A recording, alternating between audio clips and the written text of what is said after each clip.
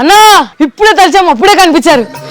మా పాలిట మీరు దేవుడు అన్న. అన్న తాడేపల్లి ప్యాలెస్ నుంచి డైరెక్ట్ గా నీ ముందుకు వచ్చాడు రా. అదిరే అన్నంటే మనం వచ్చింది బెంగళూరు నుంచి కదన్నా. చిన్న ఎలుకలు పట్టేవాడని మొన్నటి దాకా చిన్న చూపు చూసేవారన్నా. కానీ మీ వల్ల ఎలుకలు పట్టడానికి ఏరోప్లేన్ లో గోవా వెళ్ళామన్నా. అంతా మీ వల్ల అన్న. నాదేముంది రా, అంతా దేవుడు ఆశీర్వాదం. రేయ్ ఎలకలంటే అన్నకి ఎంత అభిమానమో తెలుసా? అసలు అన్న కూడా ఒక ఎలకలంటోడే. అదేం పోలికిరా దరిద్రంగా. పర్ఫెక్ట్ పోలికన్నా. నేను చెప్తాను చూడు. ఇప్పుడు ఎలకలైతే ఇంట్లో ఏం చేస్తాయి? ఇల్లంతా గొల్ల చేస్తాయి. అవును. అన్నకు అవకాశం ఇస్తే ఏం చేశాడు? మన రాష్ట్రం మొత్తాన్ని గొల్ల చేశాడు. లక్షల్లో పెంచారన్న మా స్థాయిని.